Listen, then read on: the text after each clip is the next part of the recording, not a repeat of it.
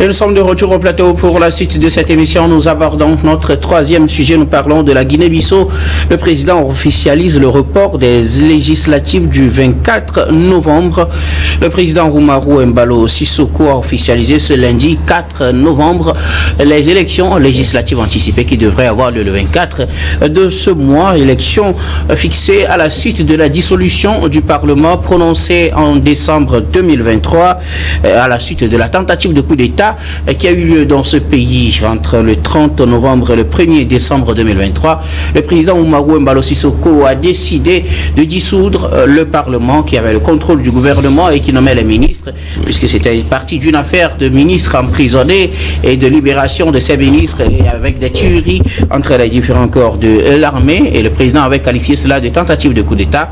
Cependant, sur ce fait, il a dissous le Parlement et a appelé à de nouvelles organisations, de nouvelles élections législatives au cours de cette année 2024, prévu finalement pour le 24. Il a annoncé ce lundi que ces élections sont à nouveau reportées. Nous en parlons avec nos invités. Je commence par vous, Robert Kosigan-Akwete. On s'attendait au moins à ce que 10 mois après, 10 mois quand même, 11 mois plutôt, on puisse quand même organiser les élections législatives, puisque on a vu dans d'autres pays, le Sénégal par exemple, ils ont dissous le Parlement très récemment, mais ils ont déjà des élections législatives dans quelques jours, disons-le comme ça, voilà. Et donc, en Guinée-Bissau, depuis fin de l'année 2023, le Parlement est dissous, même jusqu'en novembre 2024, on n'est pas encore prêt pour organiser des élections.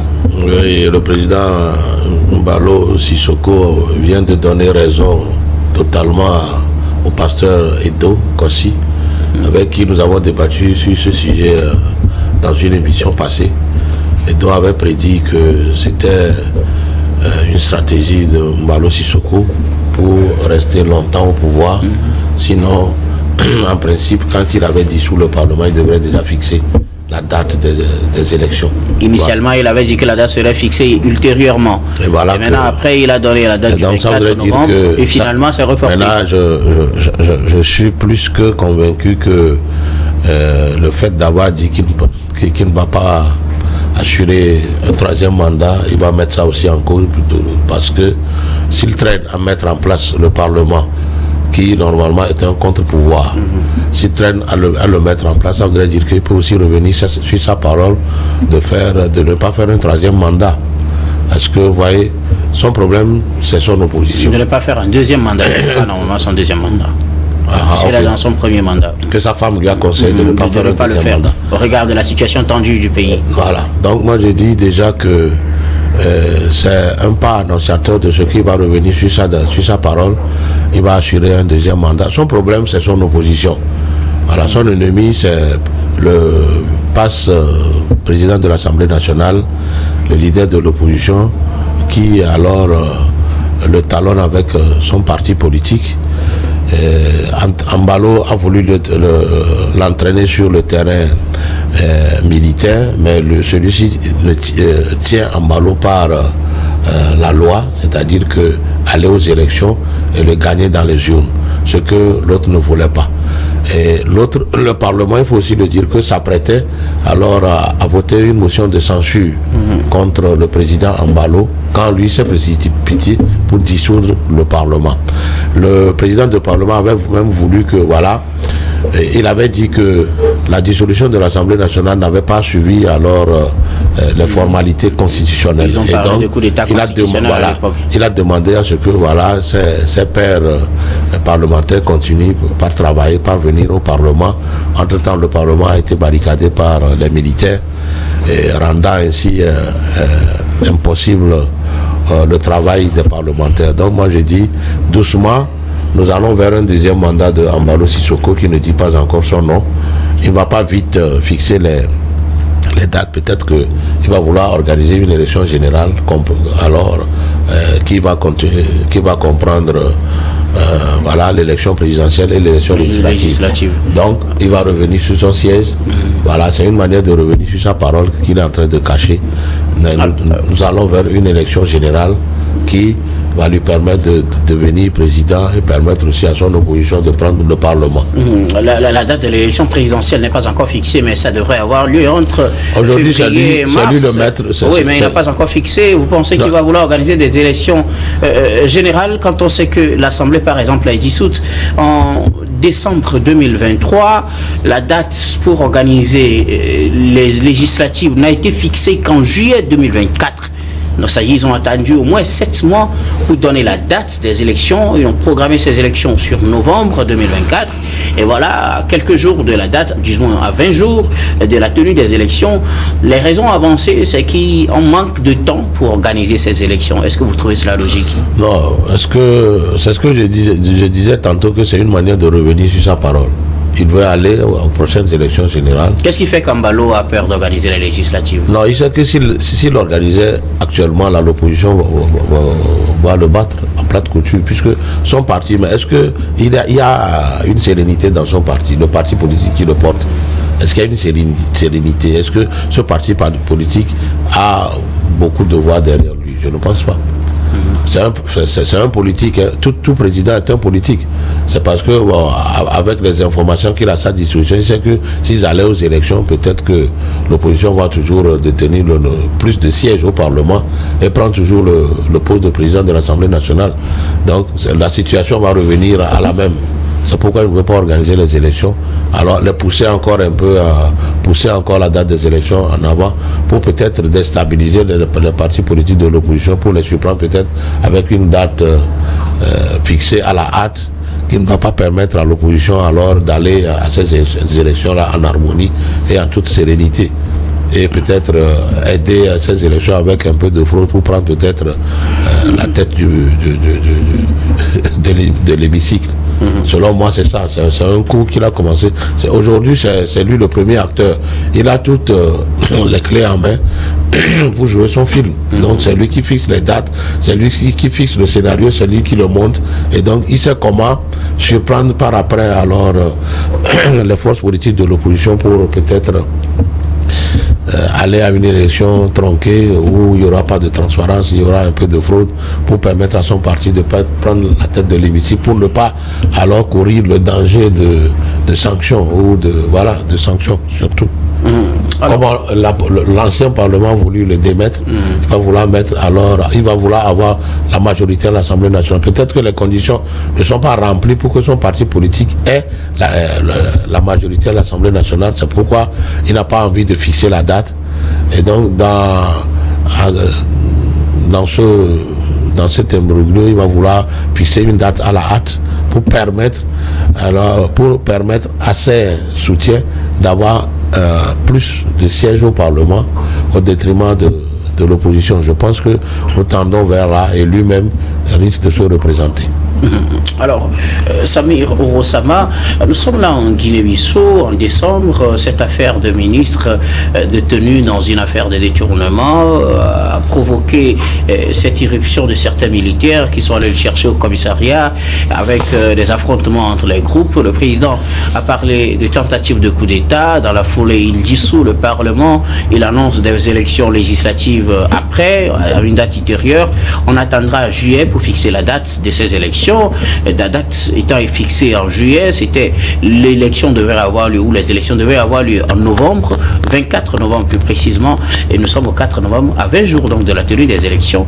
Le président annule donc le décret ayant fixé cette date et annonce un nouveau report de ces élections présidentielles, alors qu'on sait que son mandat doit finir normalement, puisqu'il a été élu en décembre 2019, il a pris fonction en début 2020. Le président, normalement, son mandat devait finir, disons, en janvier 2025. Jusqu'en novembre, plutôt fin novembre, on reporte encore la législative. Est-ce qu'on risque d'aller, comme le dit Kosigan, à des élections générales, législatives et présidentielles combinées? Voilà tout ce qui conforte l'idée selon laquelle la Guinée-Bissau est un cas atypique. C'est une curiosité au sein de l'espace CEDEAO. voilà quelqu'un qui s'est emprunté. C'est l'un des présidents d'ailleurs à avoir adressé ses félicitations au président Donald Trump. Oui. Voilà quelqu'un qui s'est emprunté pour saluer la vivacité d'une démocratie, et voilà quelqu'un qui se comporte comme ça dans son pays. Vous savez, la situation politique en Guinée-Bissau est très fragile. Vous avez un système politique instable, vous avez des acteurs politiques où, je dirais, les acteurs politiques très corrompus d'ailleurs. C'est-à-dire que quand vous prenez un peu la classe politique de la Guinée-Bissau, c'est une classe très corrompue, marquée par les questions de détournement de fonds, les questions de corruption et tout ce qui va avec. Et donc, dans cette situation-là, on s'attendait à ce que le président Embalo tienne sa parole, que les élections législatives puissent se tenir le 24 novembre prochain. Et là, il annonce le report de la tenue de cette élection. Et la seule raison qu'ils ont eu à évoquer, c'est qu'il y a les difficultés logistiques et financières d'organisation. Depuis un an qu'il a dissous l'Assemblée et qu'il a dissous le Parlement. C'est-à-dire que M. Embalo et son gouvernement sont incapables donc de réunir les ressources financières nécessaires, de mettre en place la logistique nécessaire pour aller à des élections afin de renouveler ou de remettre sur le pied le Parlement et permettre à ce que les différentes institutions de la République fonctionnent. Voilà les leaders africains que nous avons sur le continent africain. C'est déplorable de constater cela. Mais au-delà, je pense qu'il faut analyser les choses. Parce que quand vous regardez un peu l'attitude ou le comportement du président Embalo, et vous comprendrez qu'en réalité, il y a des raisons politiques. Des raisons politiques parce que le président Embalo semble avoir perdu les principaux soutiens qui l'ont porté au pouvoir en 2020. Vous avez le parti comme le MODEM ou encore le parti du renouveau social qui ont décidé de prendre leur voix. Donc, le MODEM, c'était son parti. C'est son parti qui a porté au pouvoir en 2019 ou en 2020. Et donc, M. Embalo a du mal à réunir les acteurs politiques qui l'ont porté en 2020 derrière eux. Ça veut dire qu'en réalité, il sent venir l'échec des élections à venir. Donc, il ne veut pas perdre les élections législatives. Parce que c'est une coalition qu'il a portée à la tête en 2020. Attention, c'est pas un seul parti, c'est pas un seul parti politique qu'il a porté à la tête donc, du pays. Donc aujourd'hui, cette coalition-là est en rang dispersé. Il y a certains partis politiques qui ont décidé de prendre leur destin en main et d'aller eux-mêmes challenger donc, avec les autres partis politiques pour les législatives. Donc il ne veut pas perdre la main donc, à l'Assemblée nationale parce que vous avez bien expliqué. En réalité, dans la plupart de nos démocraties, si vous avez la majorité au niveau donc de l'Assemblée nationale, la désignation du Premier ministre, la formation du gouvernement vous revient d'office. Ouais. Donc il ne veut pas partager la gouvernance du pays. C'est vrai qu'il est en train d'aller à la fin de son premier mandat, mais il est revenu sur sa décision comme quoi il n'exclut pas cette possibilité donc de se présenter. La deuxième raison avancée par les analystes, c'est les raisons juridiques et institutionnelles. Parce qu'aujourd'hui, quand vous prenez les institutions impliquées dans le processus électoral, vous vous rendrez compte qu'aucune de ces institutions ne respecte actuellement les critères définis par les lois et règlements de la Guinée et de la Guinée-Bissau pour organiser les élections. Je vais vous donner quelques exemples. Quand vous prenez la Commission électorale nationale, la Commission électorale, ce qu'ils appellent le CNE, la Commission électorale nationale, il y a un problème. Le mandat des membres a expiré il y a déjà 3 ans. Donc, faute du fonctionnement de l'Assemblée nationale, on ne peut pas renouveler les membres. Oui. Donc, ni les membres, ni le président ont un mandat légal. Ils sont dans l'illégalité. Au-delà de ça, vous avez quoi ensuite? L'Assemblée nationale, normalement, comme elle est dissoute depuis 1 an, dans leur architecture institutionnelle, quand l'Assemblée nationale est dissoute, il y a ce qu'ils appellent le comité permanent de l'Assemblée nationale, qui est donc qui doit comité intérimaire qui doit pouvoir travailler, qui doit pouvoir travailler dans ce sens. Sauf que depuis un bon moment, le comité ne fonctionne pas. Le comité est paralysé. Donc elle ne peut pas renouveler non seulement les membres comment l'appelle-t-on, de la commission nationale électorale, exactement, mais le troisième élément, vous avez la Cour suprême. Et là, vous avez un président qui a décidé de suspendre un certain nombre de magistrats pour indiscipline. Donc vous avez la Cour suprême qui ne peut pas également s'impliquer dans ce processus électoral. Donc en réalité, ce report-là offre l'opportunité au président Embalo Sissoko de pouvoir prendre les mesures afin de convoquer la classe politique et les institutions pour un dialogue, pour voir est-ce que c'est possible de coupler les élections législatives et présidentielles, parce que au-delà de février 2025, je pense qu'on va tomber dans un vide institutionnel, dans un vide juridique, et ça va accélérer la tension politique qui est véritablement fragile dans ce pays. Et donc je pense que M. Embalo Sissoko doit prendre ses responsabilités et prendre des mesures adéquates pour ne pas que la Guinée revive l'instabilité à laquelle nous avons assisté ces derniers instants. Merci beaucoup. Alors, derniers moments. Donatien Oesso, finalement, est-on en train de se diriger vers des élections générales quand on voit que les législatives qui ont été annoncées depuis juillet viennent d'être reportées pour des raisons organisationnelles, bien sûr?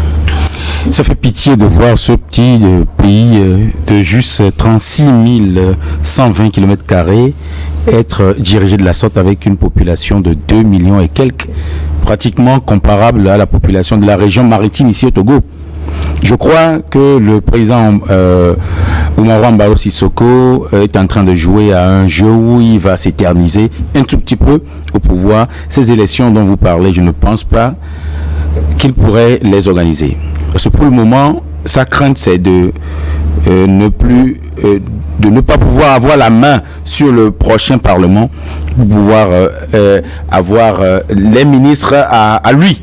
Parce que, vous vous rappelez, c'est à cause de ces ministres qui ont été libérés dans les voilà, je ne peux pas dire dans les geôles, mais bon, dans les mains de la police. Je pense que Embalo Sissoko joue à la montre et veut fragiliser un peu cette opposition pour que cette opposition ne soit pas organisée et aller aux élections, comme l'a dit Robert Kosigan, pour ne pas avoir encore à faire face à une assemblée qui puisse lui tenir tête. Et c'est pourtant son mandat fini en fait. Voilà, avec le mandat qui finit, actuellement il a les leviers parce qu'il a fait barricader l'Assemblée nationale. Il dirige le pays sûrement par il dirige le pays par ordonnance. Et s'il n'organisait pas d'élection à la fin de son mandat, qui pourra lui faire quelque chose parce qu'il a pratiquement... Ça risque de créer des troubles. Donc. Voilà, ce sont ces troubles-là, c'est à ça il doit immédiatement penser, parce que c'est un pays tellement corrompu, un pays qui fait partie des pays les plus pauvres, hein, selon certains classements. Quand vous voyez ce pays, ça ne fait pas bon vivre là-bas. Et que ce président qui a vraiment vanté les mérites de la démocratie, quand il était venu, on avait cru qu'il allait faire quelque chose, mais peine perdue.